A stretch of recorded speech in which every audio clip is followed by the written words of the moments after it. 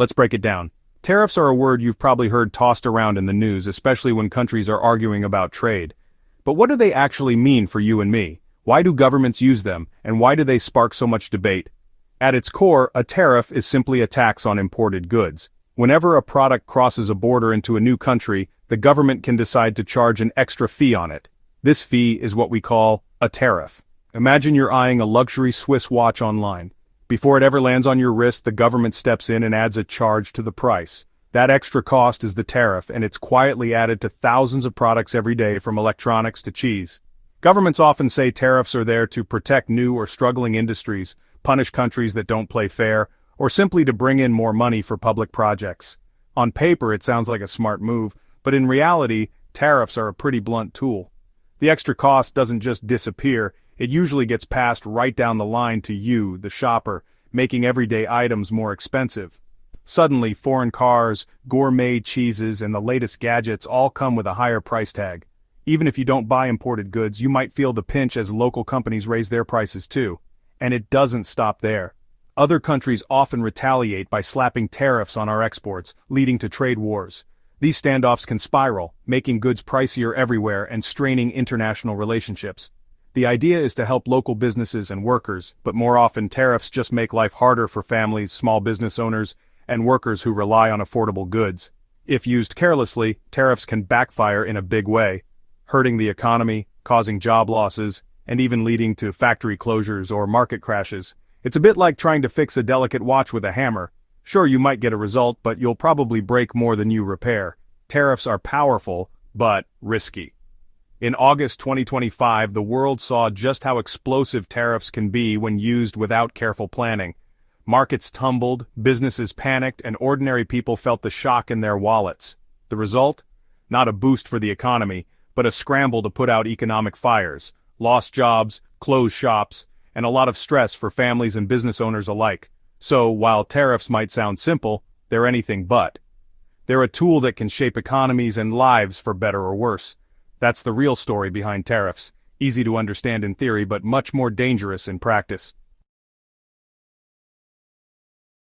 August 1, 2025, President Trump drops a $22 billion tariff bomb on the world.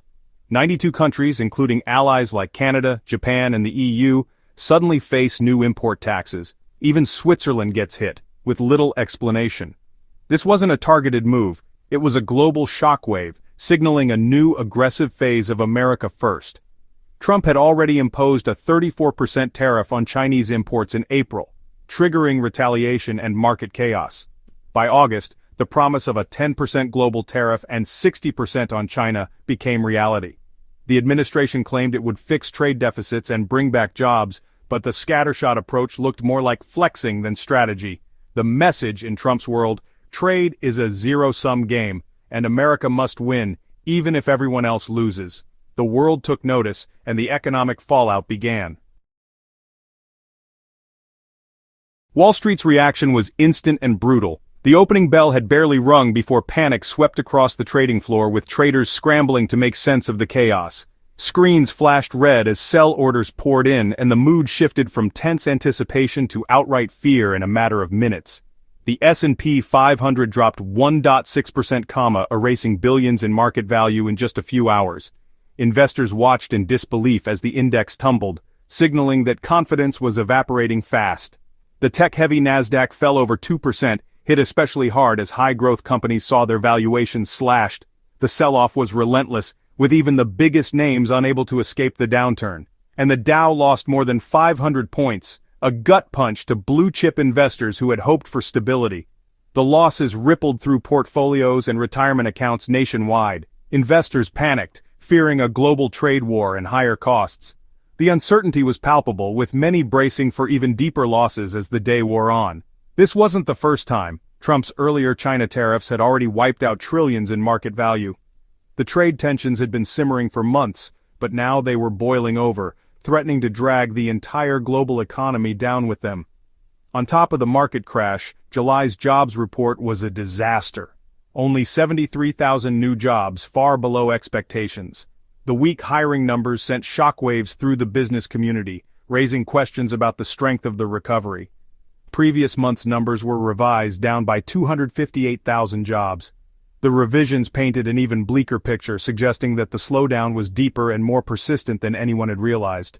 The economy was sputtering, and recession fears grew. Talk of a looming downturn dominated headlines, and economists warned that the risks were mounting by the day.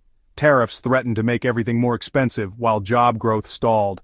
Everyday Americans began to feel the pinch, from higher grocery bills to uncertainty about their own job security.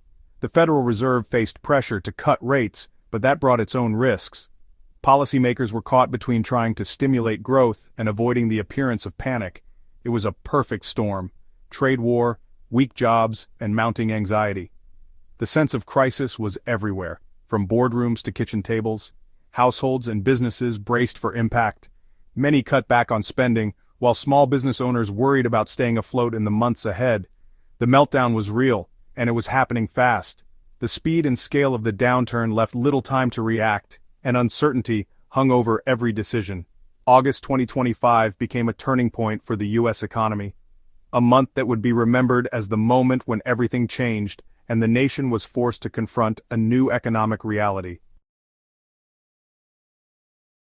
Tariffs didn't just rattle Wall Street, they sent shockwaves all the way down to Main Street, affecting the lives of everyday Americans in ways many never expected. Major companies like Apple, GM, and Caterpillar suddenly faced soaring costs as global supply chains were thrown into chaos. The price of imported parts and materials jumped overnight, forcing these companies to make tough decisions about where to cut costs or raise prices. Retail giants such as Walmart and Target quickly warned that the cost of everyday goods, from groceries to electronics, would inevitably rise, squeezing household budgets even further. Those extra costs didn't just disappear. They were passed straight to consumers, showing up as higher prices at the checkout counter and on monthly bills. According to the Peterson Institute, tariffs could cost the average American household as much as $1,700 a year. Money that could have gone towards savings, healthcare, or education. For families living paycheck to paycheck, that kind of financial hit is more than just a statistic, it's a real hardship, forcing tough choices about what to cut back on. Farmers too were hit hard. As countries like China retaliated with their own tariffs, American agricultural exports dried up, leaving crops unsold and equipment idle. Manufacturers who relied on imported steel and aluminum saw their costs spike, making it even harder to compete with foreign rivals and threatening jobs in communities across the country. The pain rippled through the economy: higher prices, lost sales, shrinking paychecks, and layoffs. Small businesses struggled to stay afloat, and workers faced an uncertain future. Ironically, tariffs meant to help American industries often ended up hurting them, closing factories and costing jobs instead of saving them. The cycle was vicious. Each new round of tariffs brought more retaliation, more uncertainty, and more pain for businesses and families alike. For millions of Americans, the impact wasn't just a headline, it was personal, immediate, and impossible to ignore. Economic theory became harsh reality at the kitchen table, as families struggled to stretch every dollar just a little further. Economists weren't surprised. They'd warned about this for years. Their message was clear: tariffs raise prices, disrupt business, and slow growth. The Peterson Institute's $1,700 per household estimate became a grim reality. A 10% global tariff could shave 0.5% off GDP, billions lost. Major banks like Morgan Stanley and RBC had already lowered their forecasts, bracing for recession. These weren't partisan attacks, but data-driven warnings. The administration dismissed them as globalist whining.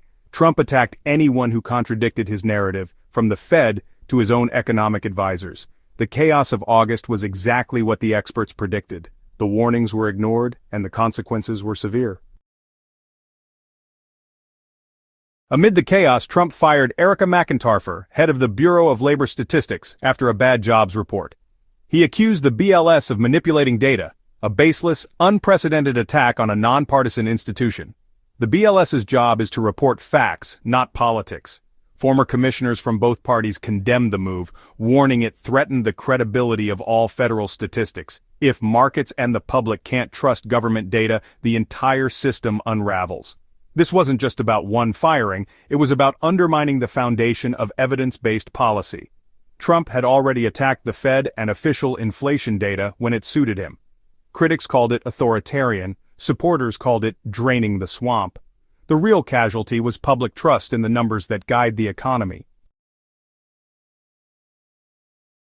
America's allies felt betrayed. Canada threatened to walk away from trade talks. Europe and Asia scrambled to respond. Some countries promised immediate retaliation. Others sought new trade deals to bypass the U.S. The U.S. found itself isolated, no longer the anchor of global trade. Instead of uniting allies against unfair practices, Trump's tariffs alienated nearly everyone. The EU, Japan, and South Korea, all key partners, became targets. The world began imagining a future with less reliance on America. New trading blocs formed, supply chains shifted, and U.S. influence waned. America First was turning into America alone. The long-term risk, a global economy that leaves the U.S. on the sidelines. The scramble was on to adapt, and the U.S. was no longer leading. The damage to America's reputation was real and growing. The world was moving on, with or without the U.S. As markets crashed and allies fumed, Trump doubled down. On social media he declared, "My policies will never change." He called the market drop a great time to get rich, a message for the wealthy, not struggling families. Supporters cheered his defiance, blaming the chaos on globalists and the media. The administration spun the tariffs as tough negotiation, dismissing economic pain as temporary. Critics saw a leader out of touch with reality, indifferent to ordinary American struggles. The firing of the BLS chief was framed as rooting out deep state enemies. The country was split. Some saw bold leadership, others saw reckless damage.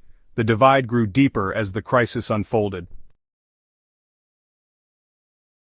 August 2025 left deep scars on the U.S. economy and its global standing. Billions were wiped from markets and recession fears lingered. The unpredictability of tariffs made long-term investment risky, slowing growth and job creation. America's reputation as a stable, reliable economic leader was shaken. Attacks on the Fed and BLS eroded trust in U.S. institutions and data. If the world can't trust American numbers, the dollar's dominance is at risk. For families, higher prices and economic anxiety became the new normal. The promise of more manufacturing jobs was overshadowed by rising costs and uncertainty. The lesson economic policies have real consequences, and isolation can backfire. Rebuilding trust, at home and abroad, will take years. The meltdown was swift, but recovery will be slow. The scars of tariff turmoil will shape America's future for a long time.